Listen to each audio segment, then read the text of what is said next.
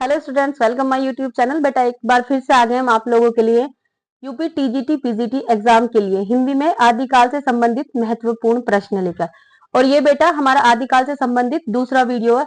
इससे पहले हम हिंदी साहित्य के इतिहास का वीडियो आपको दे चुके हैं, जिसमें 3 क्लासेस हमने आपको दी थी और ये आदिकाल से संबंधित हमारी दूसरी क्लास है। चलिए, प्रश्न संख्या 1, अपभ्रंश शब्द का सबसे पहले उल्लेख किसने किया था? 4 विकल्प है बेटा। ए पाणिनि, बी नागार्जुन, सी पतंजलि और डी सरप्पा। तो बेटा अपभ्रंश शब्द का सबसे पहले जो उल्लेख किया था वो किसने किया था? पतंजलि ने किया था। और पतंजलि को बेटा महाभाष्यकार कहा जाता है। ठीक है, सी विकल्प बिल्कुल सही आंसर हो जाएगा, सी। प्रश्न संख्या 2, अवहट भाषा से तात्पर्य। 4 विकल्प है बेटा। ए ग्रामीण अपभ्रंश, बी परिनिष्ठ अपभ्रंश, सी ग्रामीण प्राकृत और डी परिनिष्ठ प्राकृत। तो बेटा अवहट भाषा से तात्पर्य है ग्रामीण अपभ्रंश से। ठीक है, ए विकल्प आपका बिल्कुल सही आंसर हो जाएगा, ए। प्रश्न संख्या 3, अवहट से शिक्षा शब्द के लिए कौन सा रूप मिलता है? 4 विकल्प है बेटा। ए शिक्षा, बी शीर्षा, डी शिक्षा और डी शिक्षा। तो बेटा देखिए, अवहट से जो शिक्षा शब्द के लिए, ये शिक्षा है, इसके लिए जो एक शब्द निकलता है वो है शिक्षा। ठीक है, सी विकल्प बिल्कुल सही है। शिक्षा से आप सीखना लगा सकते हैं, सीखना, जो सीखा जाए वही शिक्षा है। ठीक है। प्रश्न संख्या 4, राहुल सांकृतिक ज्ञान के अनुसार चार्य और दोहा कोश की रचना करने वाले पहले बौद्ध सिद्ध कौन से थे? देखिए बेटा ध्यान रखना, बौद्ध सिद्ध और जैन सिद्ध ये आदिकाल में ही थे आपके। 4 विकल्प हैं। सरप्पा, बी कर्णप्पा, डी डोम्बिया और डी कमरीपा। सॉरी, टंग स्लिप हो रही है मेरी। तो देखिए बेटा, राहुल सांकृतिक ज्ञान के अनुसार जो चार्य और दोहा गीतों की रचना करने वाले थे वो थे सरहप्पा। ठीक है बेटा, टंग स्लिप हो जाती है, शब्द इतने टफ होते हैं ये। तो कौन थे? सरहप्पा। इनसे संबंधित आपको बहुत सारे क्वेश्चन आगे देखने के लिए मिलेंगे, तो इन्हें याद करना जरूरी है। ए विकल्प बिल्कुल सही आंसर हो जाएगा, ए। प्रश्न संख्या 5, निम्नलिखित में से कौन सा नाम सिद्ध परंपरा की योगिनियों का नहीं बल्कि योगियों का है? 4 विकल्प है बेटा। पहले तो आप ये जान लो, जो सिद्ध थे उसमें 84 सिद्ध थे। ठीक है, जिसमें सबसे पहला स्थान किसका था? सबसे पहला स्थान था सरहप्पा का। ठीक है, जिसे आप सरहपाद भी लिख सकते हैं। ठीक है, अब चलिए देखते हैं। इसमें 80 सिद्ध थे और 4 स्त्रियां थी। अब ये 4 स्त्रियां कौन कौन थी? ये 4 के नाम है, इसमें से बताना है आपको कि कौन सी नहीं थी। ए पुतलिप्पा, बी मणिभद्रपा, सी कनखलपा और डी लक्ष्मीकरा। तो देखिए बेटा, सही विकल्प होगा आपका ए, क्योंकि पुतलिप्पा किसी योगिनी का नहीं बल्कि योगी, सिद्ध योगी का नाम था। ठीक है, ये योगी थे, ये स्त्री नहीं थी। ये 4 स्त्री कौन कौन सी थी? एक थी कनखलपा, मणिभद्रपा, लक्ष्मीकरा और चौथी थी बेटा, कौन सी थी चौथी? मेखलपा। मेखलपा। ठीक है बेटा, चलिए प्रश्न संख्या 6,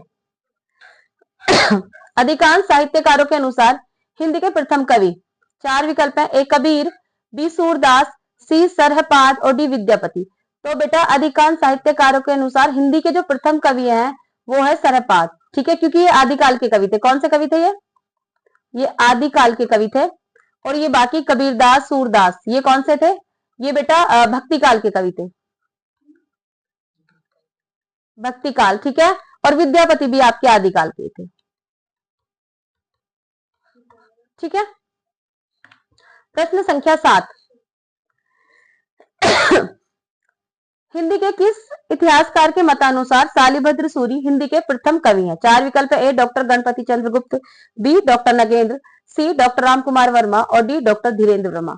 तो देखिए बेटा, किसके अनुसार शालिभद्र सूरी हिंदी के प्रथम कवि किस इतिहासकार के अनुसार थे? तो बेटा वो थे डॉक्टर गणपति चंद्र गुप्त। ठीक है, ए विकल्प आपका बिल्कुल सही आंसर हो जाएगा आपका ए। प्रश्न संख्या 8, सिद्धों का प्रथम कवि है। 4 विकल्प है। ए सरहप्पा, बी कर्णप्पा, सी गुंडरिप्पा और डी सेरप्पा। तो बेटा देखिए, आपको केवल सिंपल सा नाम याद करना है कि सिद्धों का जो प्रथम कवि है वो है सरहप्पा। ठीक है, ए विकल्प बिल्कुल सही आंसर हो जाएगा, ए। प्रश्न संख्या 9, इन सिद्ध कवियों में से कौन सर्वप्रथम माने जाते हैं? 4 विकल्प है। ए लुयप्पा, बी कर्णप्पा, सी सरप्पा और डी उपयुक्त में से एक से अधिक और ई उपर्युक्त में से कोई नहीं। तो देखिए बेटा, एक बात जान लो कि जो इतने भी सिद्ध थे 84 के 84, इन सबके नाम के पीछे पा लगता था। ठीक है, अब ये कह रहे हैं इनमें से सबसे सर्वप्रथम कौन से माने जाते हैं, तो मैं आपको बता चुकी हूँ सबसे पहले सिद्ध थे, उनका नाम था सरहप्पा। सी विकल्प बिल्कुल सही आंसर हो जाएगा आपका सी। प्रश्न संख्या 10, ये कह रहे हैं सिद्धों में सबसे पुराने कौन है। चार विकल्प है, ए नारोपा, बी सरहप्पा, सी गोरक्षपा और डी लुयप्पा।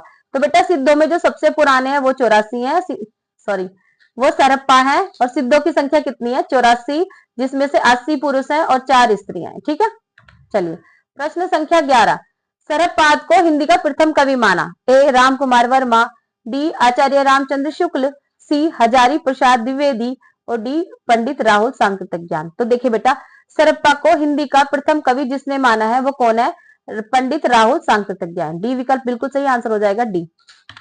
प्रश्न संख्या 12, राहुल जी ने हिंदी भाषा का प्रथम कवि किसे स्वीकार किया है। चार विकल्प ए पुष्पदंत को, बी हेमचंद को, सी सरहप्पा को और डी विद्यापति को। तो बेटा राहुल जी ने हिंदी का प्रथम कवि जिसे माना है वो है सरहप्पा। सी विकल्प आपका बिल्कुल सही आंसर हो जाएगा आपका सी। प्रश्न संख्या 13, हिंदी का प्रथम कवि कौन है। चार विकल्प है, ए सरहप्पा, बी सबरपा, सी देवसेन और डी कबीर। तो बेटा हिंदी के प्रथम कवि कौन है, सरहप्पा। प्रश्न संख्या 14, स्वयंभू को हिंदी का प्रथम कवि माना है। देखिए बेटा अभी तक आप किसके बारे में पढ़ते आते हैं, सरहप्पा के बारे में।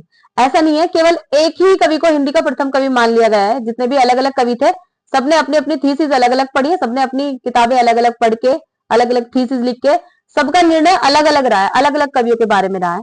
ठीक है, तो अब से पहले आपने सरहप्पा के बारे में पढ़ा है, अब आप स्वयंभू के बारे में पढ़ेंगे, फिर जिस राइटर का नाम आएगा उसके हिसाब से आप क्वेश्चन लगाएंगे। ठीक है बेटा,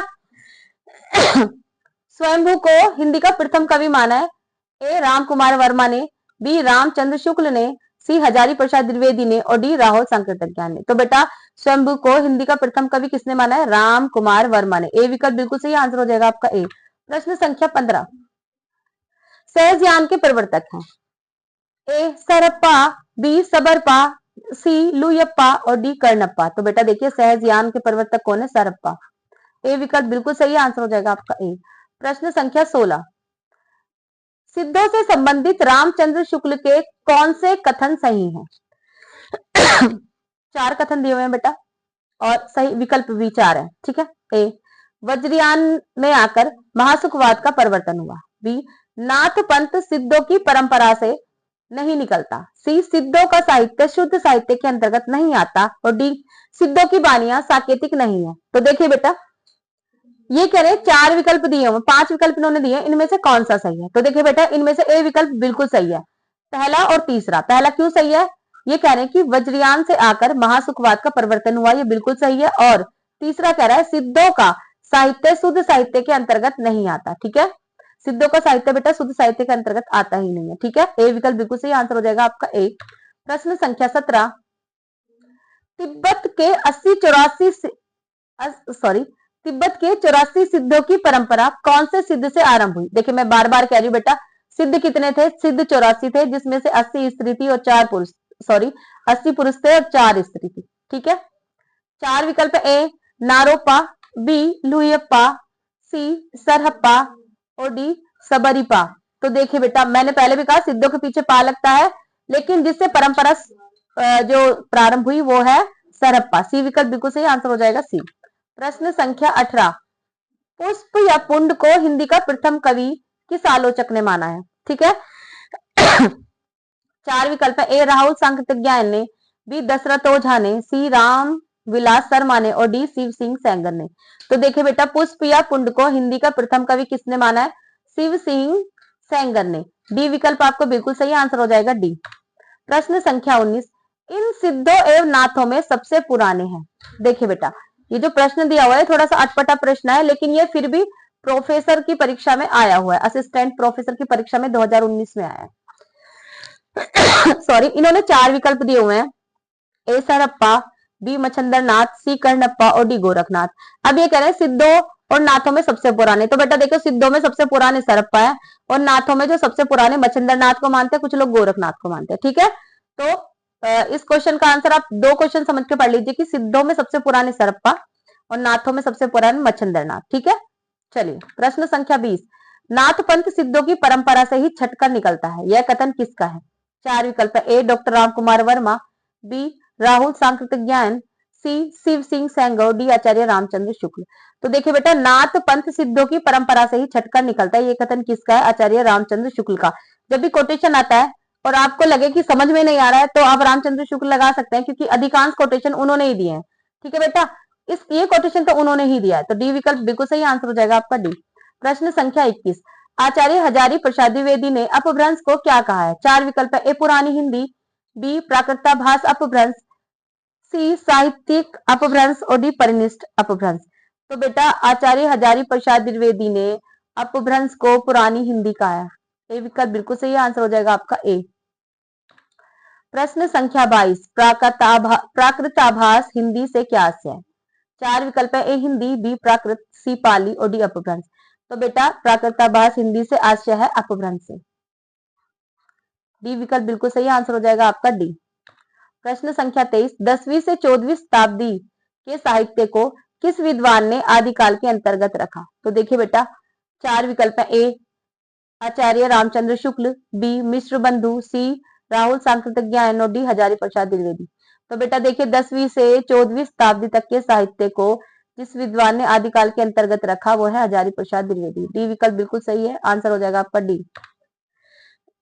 प्रश्न संख्या 24, अपभ्रंश को पुरानी हिंदी सर्वप्रथम किसने कहा?